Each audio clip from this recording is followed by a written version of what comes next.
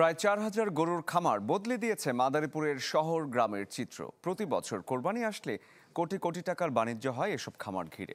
বেচাকেনা চলে খামারেই। প্রাণী সম্পদ কর্মকর্তারা বলছেন, এবারও কোরবানির চাহিদা মিটিয়ে উদ্বৃত্ত থাকবে গবাদি পশু। কিন্তু বাথরুম যা তা ওডোনিল নাই। আজই নিন ওডোনিল। সুবাসিত ঘরে স্ট্যাটাস বাড়ে।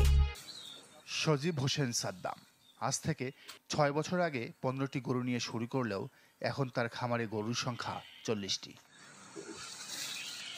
মাদারীপুরের এই খামারির আশা, এবারের কোরবানি ঈদে গরু বিক্রি করবেন কোটি টাকার উপরে।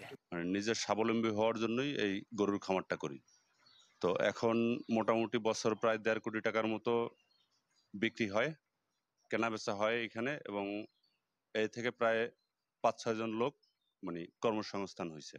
জেলায় গরুর খামার করে স্বাবলম্বী হয়েছেন আরও অনেকেই। গেল ১০ বছরে ১,৫০০ থেকে খামারের সংখ্যা বেড়ে দাঁড়িয়েছে ৪,১৮৫টি। হাটের পরিবর্তে এখন খামারেই গরু কিনতে আসেন ক্রেতারা। এবং আমরা এখানে দেশীয় প্রযুক্তিতে আমাদের নিজস্ব জমিতে ঘাস লালন পালন করে আমাদের ঘাস খাওয়াই। আমরা কোনো ফিড জাতীয়, কোনো ওষুধ জাতীয় দ্রব্য গরুদের খাওয়াই না।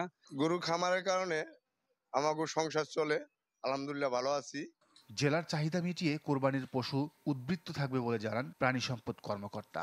আমাদের যে সার্ভে একটা করা হয়েছে, এর মধ্যে প্রায় ৪,০০০-এর উপরে খামারে আমরা একটা তথ্য নিয়েছি। ওই খামারগুলোতে সব মিলে ছাগল এবং গরু মিলে আমাদের প্রায় ৭৪,০০০-এর মতো প্রাণী রয়েছে। তার মধ্যে আমাদের যে চাহিদা অ্যাবাউট ৬৭,০০০। তো আমরা হিসাব করে দেখেছি যে প্রায় ৭,০০০ পশু গরু এবং ছাগল মিলিয়ে উদ্বৃত্ত থাকবে। জেলায় এবার কোরবানির পশুর চাহিদা ৬৭,৮৭৬টি। বিপরীতে গবাদি পশু প্রস্তুত আছে ৭৪,৬৫০টি। Desk report, channel 24।